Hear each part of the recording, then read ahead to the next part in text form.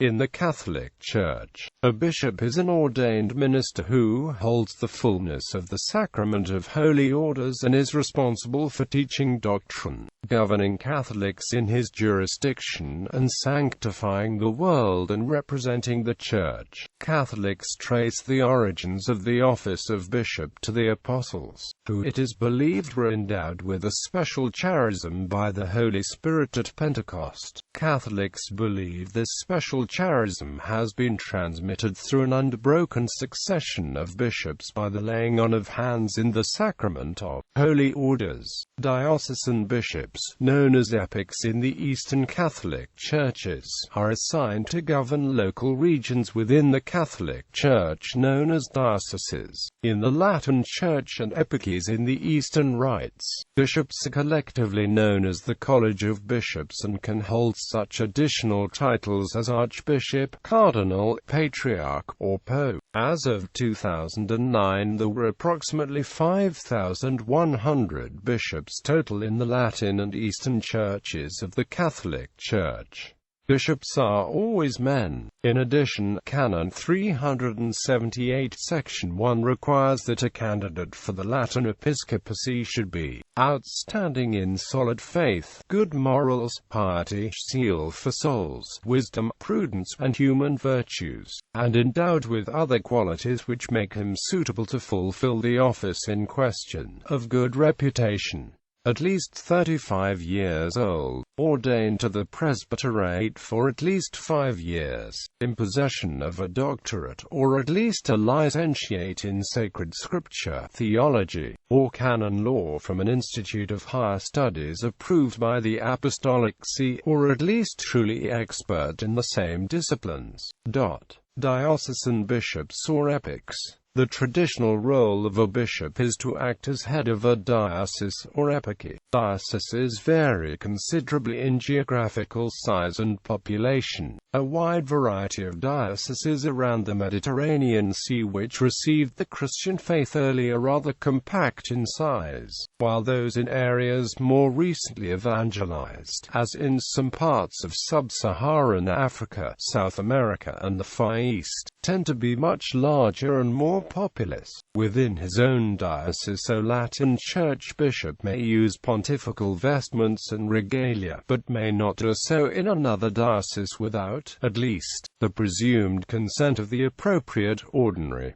Appointment. See Article 401.1 of the Latin Rite Code of Canon Law states that a diocesan bishop who has completed his 75th year of age is requested to offer his resignation from office to the Supreme Pontiff, who, taking all the circumstances into account, will make provision accordingly. Roles. A diocesan bishop is entrusted with the care of a local church. He is responsible for teaching, governing, and sanctifying the faithful of his diocese, sharing these duties with the priests and deacons who serve under him. To teach, sanctify and govern means that he must oversee preaching of the gospel and Catholic education in all its forms, oversee and provide for the administration of the sacraments, and legislate, administer and act as judge for canon law matters within his diocese. He serves as the chief shepherd of the diocese and has responsibility for the pastoral care of all Catholics living within his ecclesiastical and ritual jurisdiction. He is obliged to celebrate Mass every Sunday and holy day of obligation with the intention of praying for those in his care, assign clergy to the posts in various institutions and oversee finances. A bishop is to have a special concern for priests, listening to them, using them as counselors, ensuring that they are adequately provided for in every way, and defending the rights set forth in the Code of Canon Law. Latin Catholic bishops also must make regular ad limina visits to the Holy See every 5 years. Because of the function as teachers of the faith, it is customary in some English-speaking countries to add to the names of bishops the post-nominal title of D.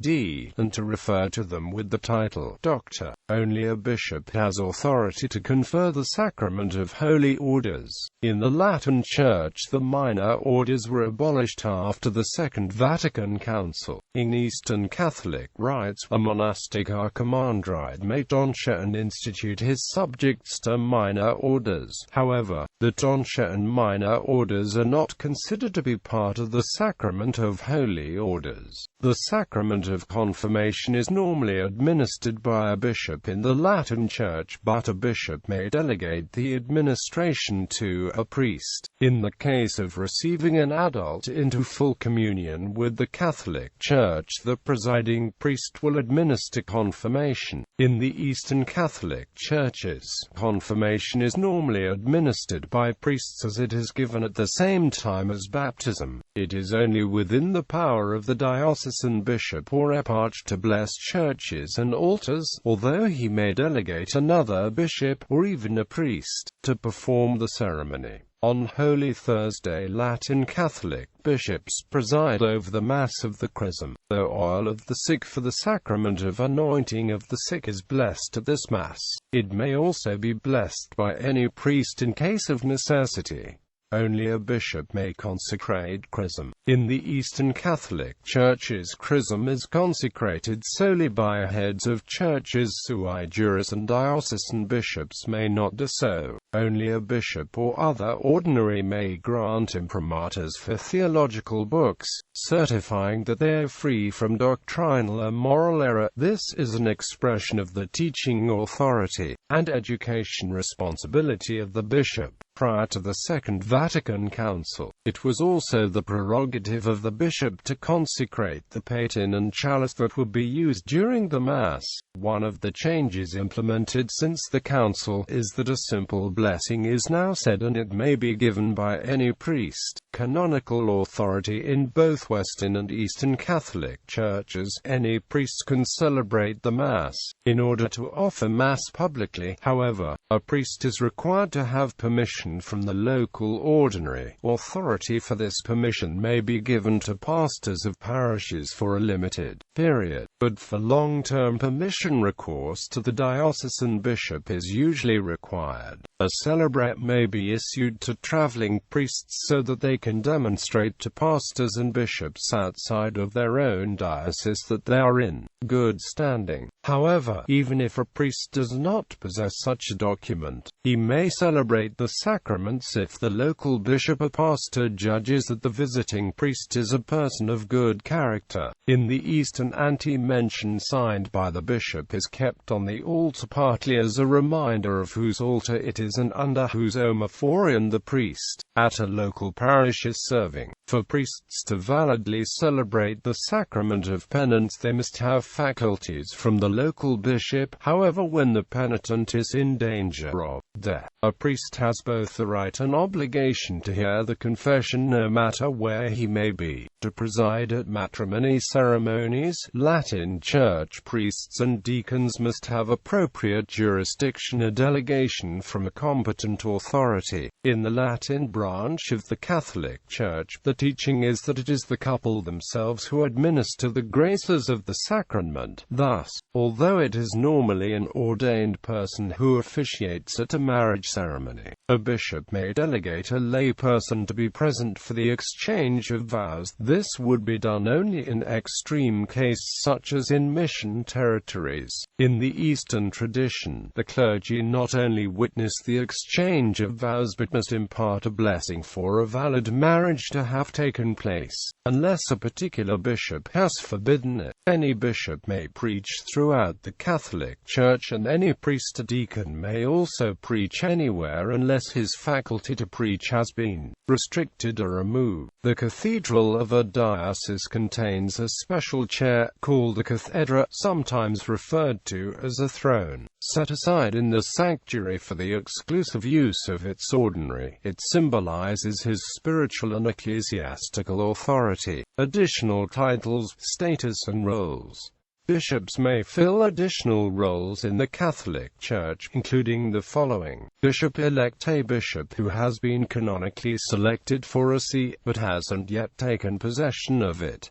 Titular bishop: A titular bishop is a bishop assigned to a titular see, which is usually the name of a city or area that used to be the seat of a diocese, but whose episcopal see is no longer functioning as such. Titular bishops often serve as auxiliary bishops, as officials in the Roman Curia in the patriarchal curias of Eastern churches, as papal diplomatic envoys, or head certain missionary pre-diocesan jurisdictions. Since 1970, a coadjutor bishop uses the title of the see he is assigned to, and a bishop emeritus uses the title of his last residential see. Suffragan bishop. A suffragan bishop leads a diocese within an ecclesiastical province other than the principal diocese, the metropolitan archdiocese. Auxiliary bishop. An auxiliary bishop is a full-time assistant to a diocesan bishop. Auxiliaries are titular bishops without the right of succession, who assist the diocesan bishop in a variety of ways and are usually appointed as vicars general or episcopal vicars of the diocese in which they serve. Coadjutor bishop.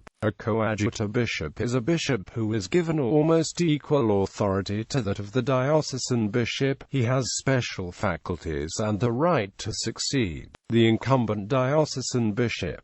The appointment of coadjutors is seen as a means of providing for continuity of church leadership. Until recent times, there was the possibility of a coadjutor bishop not having the right of succession. Bishop prelate. A bishop who is consecrated as such, but holds an office that as such doesn't require episcopal rank, just that of prelate, notably as territorial prelate. Emeritus bishop. When a diocesan bishop or auxiliary bishop retires, he is given the honorary title of emeritus of his last see, i.e. archbishop emeritus, bishop emeritus, or auxiliary bishop emeritus of the see. For the bishop of a diocese, emeritus is inserted into the title for the last diocese that the bishop occupied.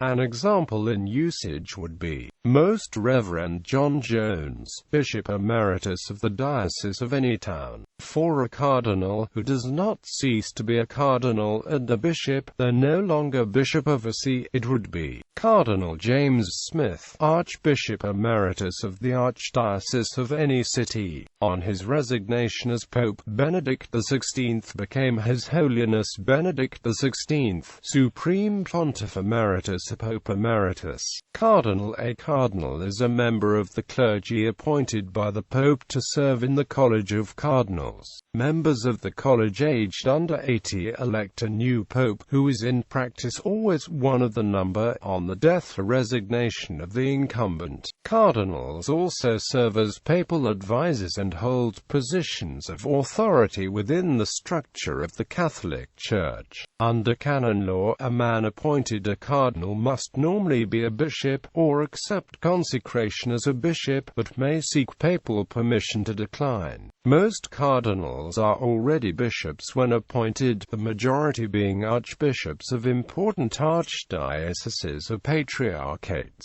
others already serving as titular bishops in the Roman Curia. Recent popes have appointed a few priests, most of them renowned theologians, to the College of Cardinals, and these have been permitted to decline episcopal consecration.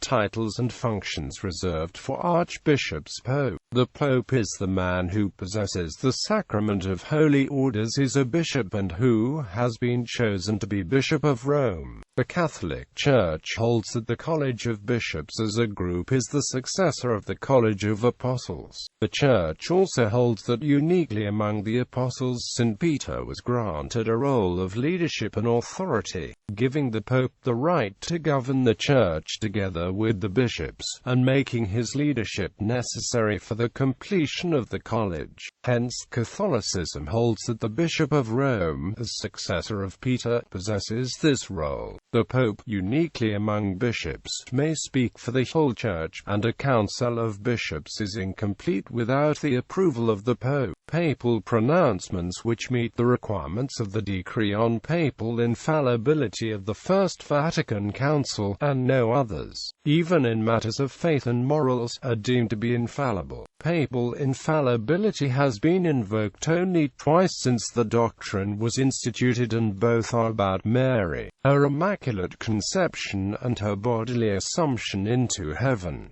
Patriarch and Catholicos. Catholicos is an Eastern title roughly similar to that of Patriarch. In the Catholic Church it is applied to a prelate who is also a major archbishop.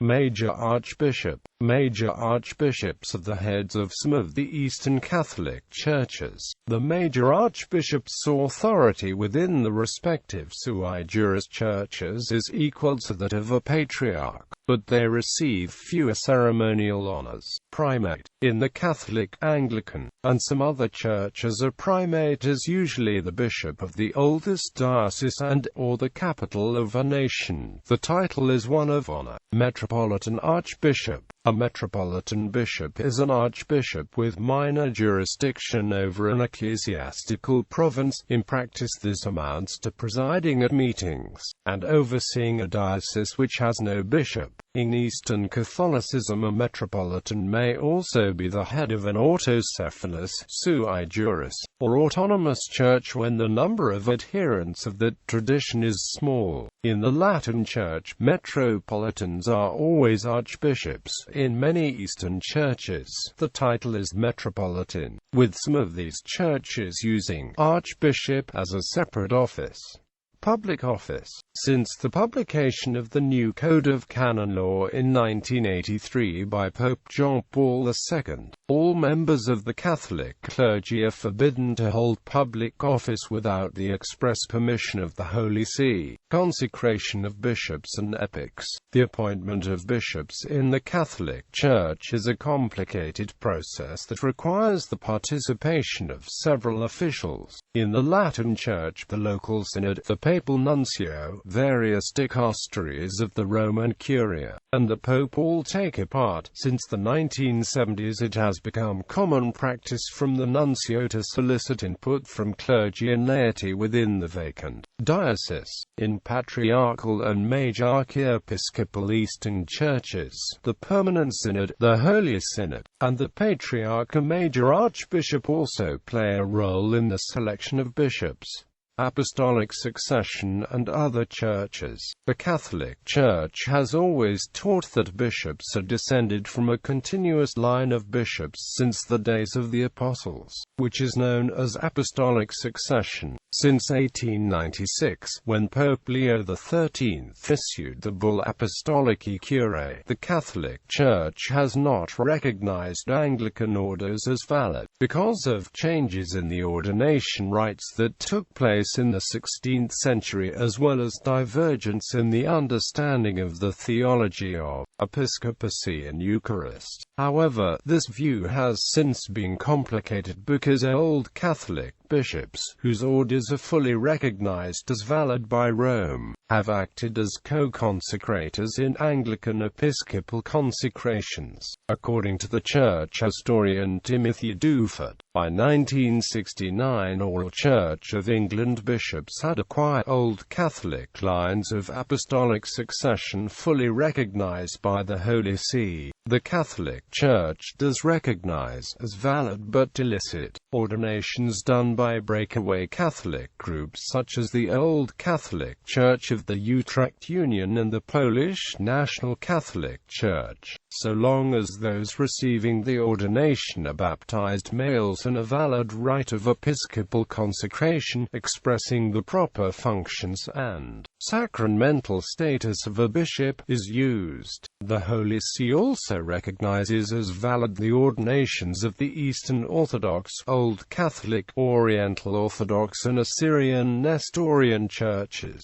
Regarding the churches of the East, the Second Vatican Council stated, "To remove, then, all shadow of doubt, this Holy Council solemnly declares that the churches of the East, while remembering the necessary unity of the whole Church, have the power to govern themselves according to the disciplines proper to them." since these are better suited to the character of the faithful, and more for the good of the souls. However, the Holy See does not recognize as valid the orders of any group whose teaching is at variance with core tenets of Christianity, even though it may use the proper ritual. The recent practice of independent Catholic groups to ordain women has added a definite cloudiness to the recognition of the validity of orders, as the act of ordaining women as priests or bishops is incompatible with Catholicism and Eastern Orthodoxy. The practice by some independent clergy of receiving multiple ordinations also demonstrates an understanding of holy orders which is at variance with Catholicism and Orthodoxy, both of which hold that a person is either ordained or not. Dress and vestments. Latin Church. The everyday dress of Latin Church bishops may consist of a black cassock with amaranth trim and purple fascia, along with a pectoral cross and episcopal ring. The 1969 instruction on the dress of prelates stated that the dress for ordinary use may instead be a simple cassock without color trim. Since 1969, a black suit and clerical shirt, already customary in English-speaking countries, has become very common also in countries where previously it was unknown. A Latin Church bishop's choir dress, which is worn when attending but not celebrating liturgical functions, consists of the purple cassock with amaranth trim, rochet, purple zucchetto, purple biretta with a tuft, and pectoral cross. The cappa magna may be worn, but only within the bishop's own diocese and on especially solemn occasions. The mitre, zucchetto, and stole are generally worn by bishops when presiding over liturgical functions. For liturgical functions other than the Mass, the bishop typically wears the cope within his own diocese, and when celebrating solemnly elsewhere with the consent of the local ordinary, he also uses the crozier. When celebrating Mass, a bishop, like a priest, wears the chasuble. The Ceremonial Episcoporum recommends, but does not impose, that in solemn celebrations a bishop should also wear a dalmatic, which can always be white beneath the chasuble, especially when administering the sacrament of holy orders, blessing an abbot or abbess, and dedicating a church or an altar. The Ceremonial Episcoporum no longer makes mention of pontifical gloves, pontifical sandals, liturgical stockings, the maniple, or the accoutrements that it once prescribed for the bishop's horse. Eastern Catholic. The everyday dress of Eastern Catholic bishops is often the same as the Latin Church counterparts. Black clerical suite with pectoral cross epanagia. When attending liturgical functions at which he does not celebrate, an Eastern Catholic bishop usually wears a mantua, panagia and an engolpion if he is a patriarch metropolitan bishop. He will also carry a pastoral staff in the form of a walking stick topped by a pommel. Eastern Catholic bishops do not normally use an episcopal ring. When participating in the Divine Liturgy, an Eastern Catholic bishop will wear the sakos, omophorion, epigonation and Eastern-style mitre. The most typical mitre in the Eastern Catholic churches is based on the closed imperial crown of the late Byzantine Empire. It is made in the shape of a bulbous crown, completely enclosed, and the material is of brocade, damask, a cloth of gold. It may be embroidered and richly decorated with jewels.